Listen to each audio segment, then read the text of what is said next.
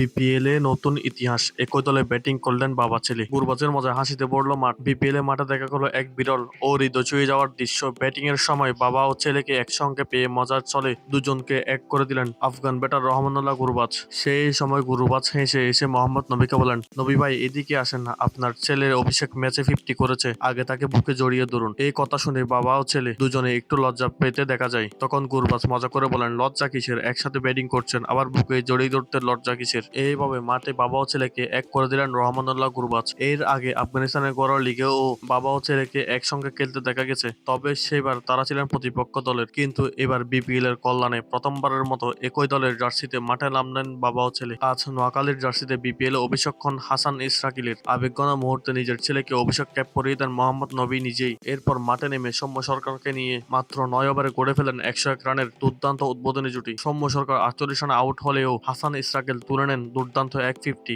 তখন ডাগআউটে বসেছিলেন তার বাবা মোহাম্মদ নবী। ছেলের ব্যাটিং দেখে গর্বে তার বুক ভরে উঠছিল, যা চোখে মুখে স্পষ্ট বোঝা যাচ্ছিল। পরবর্তীতে নোয়াখালী এক্সপ্রেস 2 উইকেট হারালে মাঠে নামেন মোহাম্মদ নবী। তখন করে যায় সেই ঐতিহাসিক মুহূর্ত। একসাথে ব্যাটিং করতে নামেন বাবা ও ছেলে। ক্রিজে দাঁড়িয়ে ছেলেকে দারুণভাবে সঙ্গ দেন মোহাম্মদ নবী। এরপর অপর প্রান্ত থেকে উপভোগ করেন ছেলের ব্যাটিং। দুজনে খেলেছিলেন আত্মবিশ্বাসী ও সুন্দর ক্রিকেট। শেষ পর্যন্ত মোহাম্মদ নবী 13 বলে 17 রান করে উইকেট হন। কিছুক্ষণ পরপরই ছন্দ হারান হাসান ইসরাকিল 60 বলে 92 রানের এক অসাধারণ ইনিংস খেলেন। অভিষেক ম্যাচ খেলতে নেমে তিনি হাঁকান 5টি ছক্কা ও 7টি চার। বিপিএল এর ক্যারিয়ার সেরা ইনিংস। সেঞ্চুরির খুবই কাছে গিয়েও সেঞ্চুরি করতে পারেনি। উইকেট হারানোর পরপরই তাকে হাততালি দিয়ে উৎসাহিত করতে থাকেন তার বাবা সহ দলের সকল ক্রিকেটাররা। সর্বশেষ নোয়াখালী এক্সপ্রেস নির্ধারিত 20 ওভারে 7 উইকেট হারিয়ে সংগ্রহ করে 184 রান। কিন্তু স্কোর লাইনের চেয়েও এই ম্যাচটি স্মরণীয় হয়ে থাকবে বাবা ও ছেলের একই সাথে ব্যাটিং করার এবং ক্রিকেট ইতিহাসে গড়া এক অনন্য মুহূর্তের জন্য।